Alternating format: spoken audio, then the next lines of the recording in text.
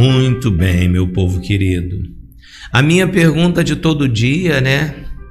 Tá bom? Tá chegando bem para você aí? O som, a imagem tá perfeita, você tá enxergando bem o pastor, tá ouvindo bem o pastor? Dá um retorno aqui pro teu pastor para a gente poder dar continuidade. Pastor, estou ouvindo bem o senhor, o fundo também está bem, graças a Deus. Só não esqueça, um povo de Deus, você que for chegando, de deixando a curtida para o YouTube ir notificando, o Face notificando mais pessoas. Sempre lembra disso, tá bom? Meu povo querido, a gente está desde domingo, né, aprendendo aqui sobre as correntes que aprisionam, e a gente está vendo através do exemplo de Moisés como, se você se deixar pelas correntes da vida emocional, você perde a vida.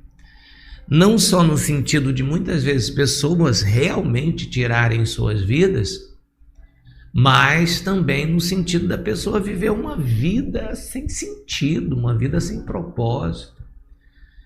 Povo de Deus, uma vida sem propósito é realmente uma vida muito vazia, muito, sei lá. Às vezes eu me cobro, eu paro me cobrando assim, e às vezes também eu vejo pessoas assim, sem nenhuma discriminação, mas às vezes eu vejo pessoas assim que elas levantam, algumas delas vão pro bar, aí ficam naquele bar ali praticamente o dia todo, ou jogando cartas, ou sei lá, fazendo o quê? Dia após dia, não fazem nada da vida. Eu fico pensando, mas que vida sem graça, que vida sem sentido.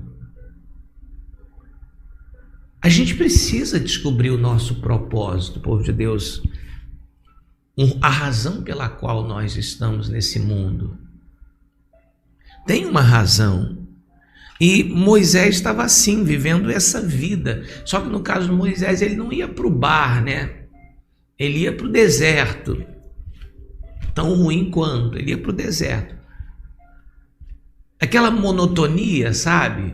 Aquela coisa sem graça, que se você deixar, o corpo vai sozinho já, porque ele já sabe tudo que vai ser o dia.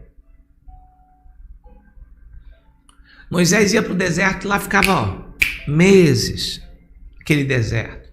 Olha que vida, povo de Deus. Eu fico tentando me colocar no lugar de Moisés. Que vida, rapaz. Você ali no deserto, sem ninguém, sem falar com ninguém, só pensando em tudo que passou, porque ele tinha 80 anos. E eu falei para vocês aqui, eu vou ainda pregar com mais clareza sobre as cargas, né, da vida, né? Provavelmente a gente vai falar sobre isso amanhã, falando dos 40 anos de Moisés no deserto, né? Aquele momento em que ele... terrível.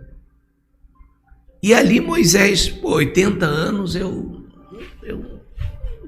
a vida não me reservou mais nada. Não, povo de Deus, reservou sim. Reservou, pode ter certeza. Eu estava vendo uma pessoa falando sobre algo muito interessante que eu fiquei pensando assim, isso é verdade.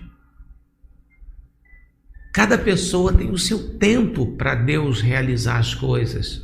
Às vezes a gente pensa, povo de Deus, que estamos atrasados, que perdemos tempo. A análise que a pessoa fez foi mais ou menos assim, eu vou tentar lembrar. Um jovem se forma aos 20 anos,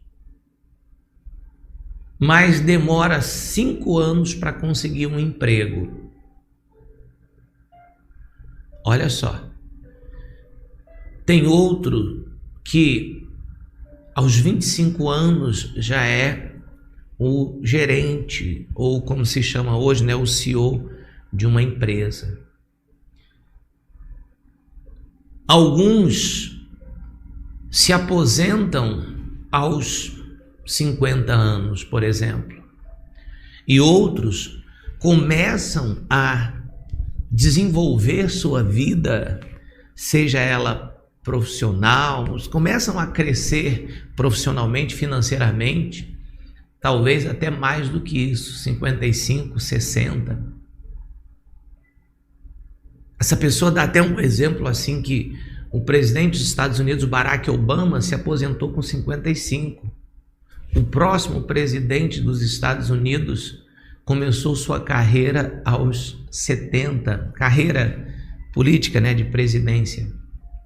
Ou seja, enquanto um se aposentou aos 55, o outro começou aos 70. Qual é a análise? É que cada pessoa tem, digamos assim, o seu fuso horário, o seu tempo, que nem tudo funciona do mesmo jeito para todas as pessoas. Por exemplo, para você entender num exemplo bíblico, Abraão começa a sua carreira aos 75, Moisés aos 80, Samuel com 5 anos, Davi com 17. Você está compreendendo? Significa que Abraão ele estava atrasado ou Moisés? Não, é que o tempo, o fuso horário da bênção dessas pessoas era diferente. Para Samuel foi aos 5, para Davi 17, se eu não me engano, para José 30, para Abraão 75, para Moisés começa a sua carreira aos 80. Então, você não está atrasada. Pare de fazer comparações. O que eu quero com essa ilustração é dizer para você que você não tem que ficar fazendo comparações. Ah, não, porque a fulana, ela tem tantos anos, e ela já tem isso, já tem aquilo, já fez isso. Isso não significa que você não vá fazer mais do que ela conseguiu. Amém? Alguém está conseguindo compreender o seu pastor? Porque isso é muito importante você entender, senão você vai ficar se comparando a pessoas, povo de Deus, e de repente o teu propósito de vida, ele vai começar numa idade, em um momento que todos pensariam que você já estava acabada, já estava acabado. Só que não, é o tempo do teu propósito, vai começar e dali para frente você pode viver coisas tremendas e maravilhosas.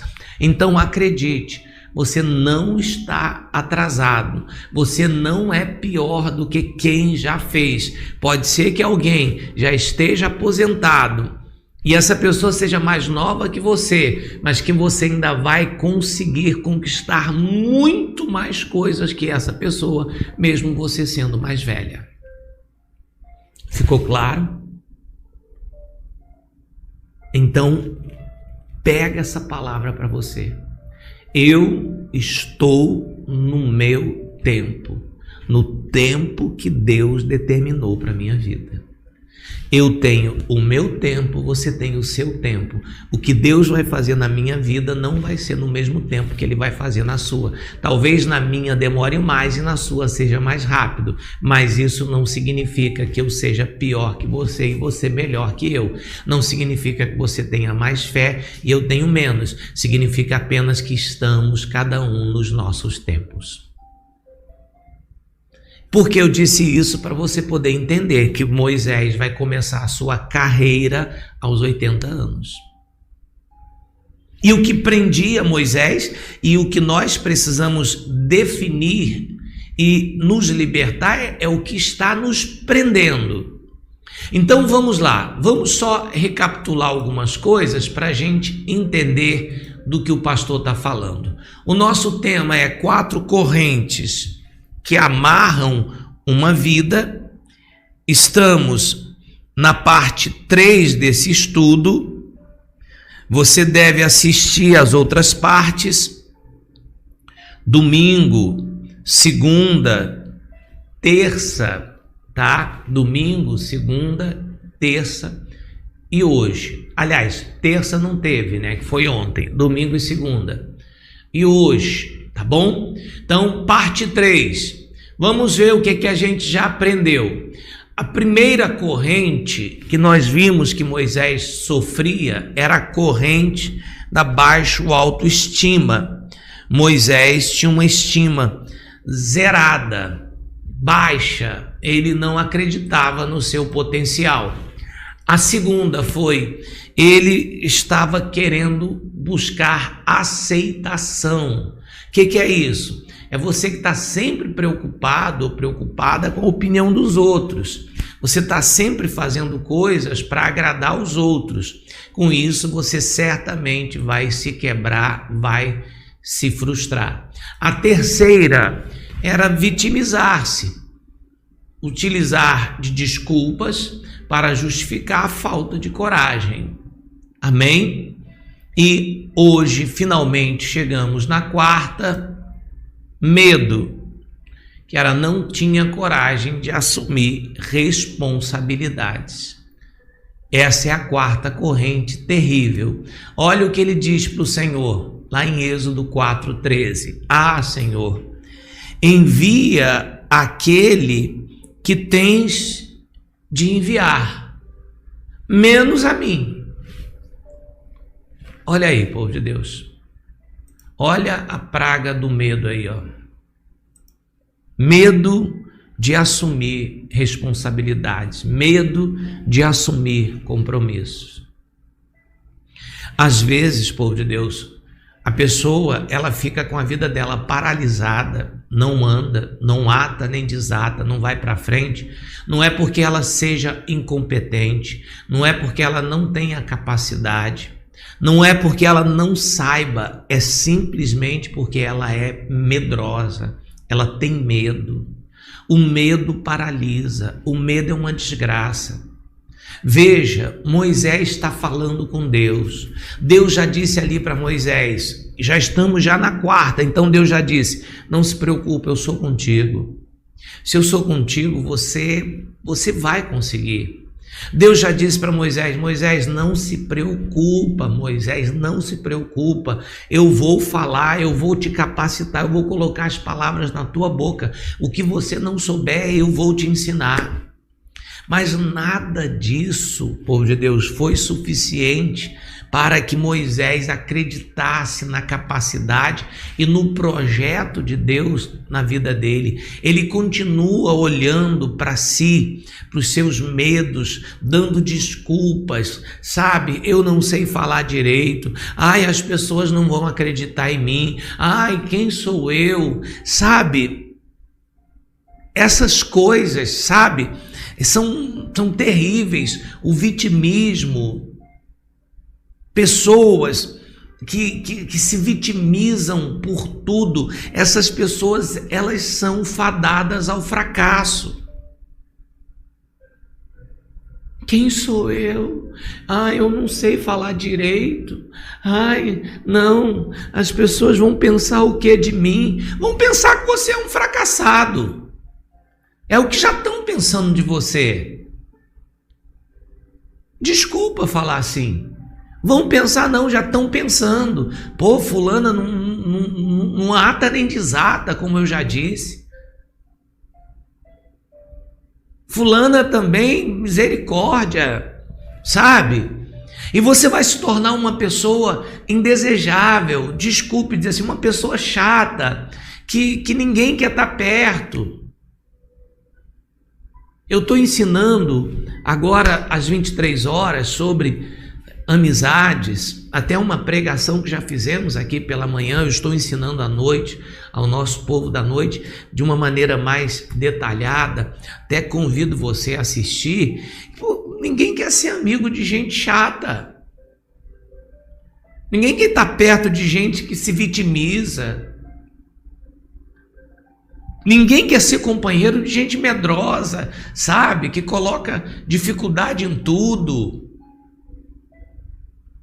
Só Deus para mudar a gente.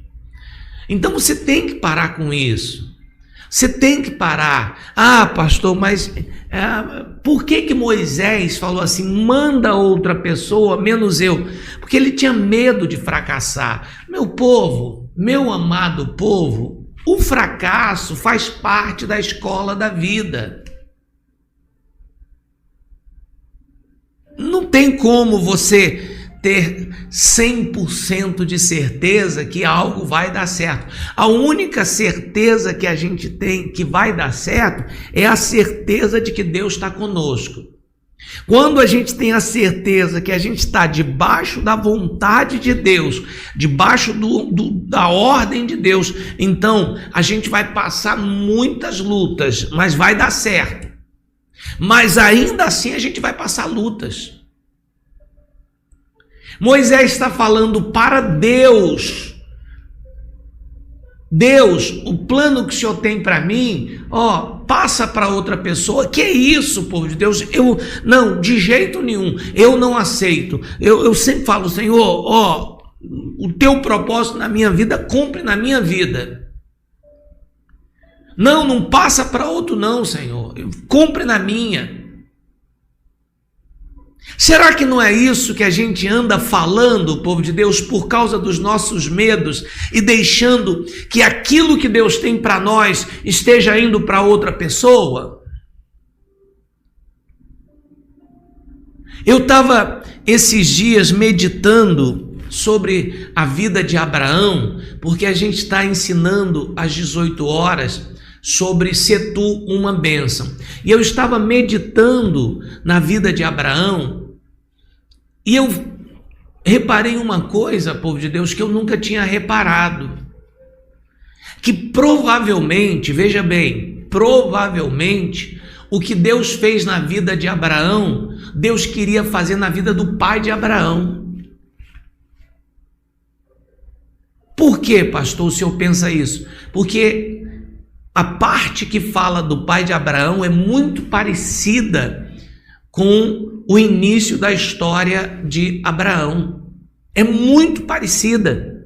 Então, eu tenho a impressão, veja bem como eu estou explicando para você, eu tenho a impressão de que Deus tentou fazer na vida de Tera, que era o pai de Abraão, e por alguma razão ele não conseguiu, e aí passou para Abraão, que é mais ou menos o que Moisés está tentando fazer, passar o propósito de vida dele para outra pessoa. Você está compreendendo, pastor? Você não pode deixar que o propósito que Deus tem na tua vida seja passado para outro. Já imaginou se hoje a gente estivesse falando de outra pessoa? Se hoje a gente estivesse falando talvez de Arão, que era irmão de Moisés, ou do próprio Josué, no sentido do que Moisés fez, mas Arão que teria feito, ou Josué que teria feito. Olha que desperdício, povo de Deus. Você não pode deixar que outra pessoa faça aquilo que Deus quer que você faça. Que outra pessoa realize aquilo que Deus quer fazer através de você, só por causa do medo. Ah, Senhor, manda outra pessoa com medo. Ah, e se não der certo? Ah, e se não acreditarem em mim? Ah, e se as pessoas não gostarem de mim porque eu não falo bem? Você tem que começar a reeditar a sua mente. Porque tem pessoas que só conseguem, a mente dela está programada, você tem que reprogramar sua mente, essa é a palavra, reprogramar sua mente para começar a enxergar as coisas de outro jeito. Eu ensinei muito isso no início do ano, quando a gente falou de Romanos 12:2, transformai-vos pela renovação da vossa mente. Você tem que renovar, você tem que reprogramar essa sua mente, porque talvez a tua mente esteja programada só para enxergar as dificuldades, só consegue ver os problemas. Você tem que começar a enxergar as oportunidades, enxergar aquilo que Deus tem para você. Eu peço muito a Deus para reprogramar a minha mente como a mente de Davi era programada. A mente de Davi era programada para enxergar coisas boas, para enxergar oportunidades, por Deus. Pede isso a Deus. Pede, Senhor, programa a minha mente, Senhor, renova a minha mente para eu enxergar as oportunidades e não as dificuldades. Quando Davi está em frente do gigante, ele não consegue ver o problema, ele consegue ver a oportunidade. Ele não pergunta pela dificuldade, mas ele pergunta o que ele vai ganhar se ele vencer o gigante. Então ele não está vendo se o gigante é maior do que ele, é mais forte, é mais experiente. Ele está vendo assim: se eu vencer esse sujeito, eu vou me dar bem. Essa mente que precisa estar em você. Então para de olhar as dificuldades, pede a Deus para arrebentar essa corrente do medo. Olha, povo de Deus, a gente tem que aprender a correr riscos. Todos os grandes homens que Deus chamou, eles correram riscos. Abraão, larga a tua parentela, larga tudo. E vai para onde? Para a terra que eu vou te mostrar. Mas que terra? Eu vou mostrar. Olha o risco. Olha o risco, o desconhecido. Não tá garantido. Jacó, você vai seguir essa jornada. Tu vai na casa do teu tio Labão. E eu vou ser contigo.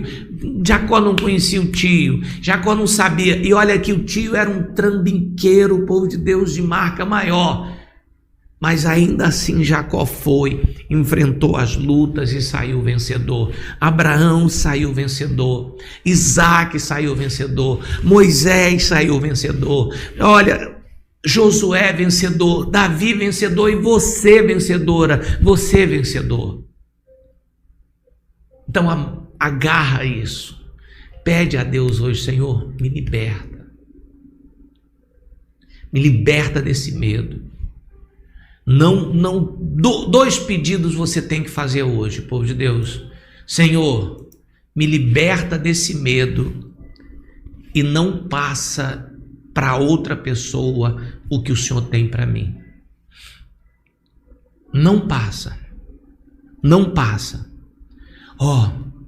Eu sei que acaba surgindo muitos exemplos, mas vou te dar um outro exemplo de uma pessoa que infelizmente Deus passou o que era para ser dela para outra pessoa. Se lembra? Biblicamente falando, você se lembra de alguém? Você conhece a história, talvez você apenas não lembre.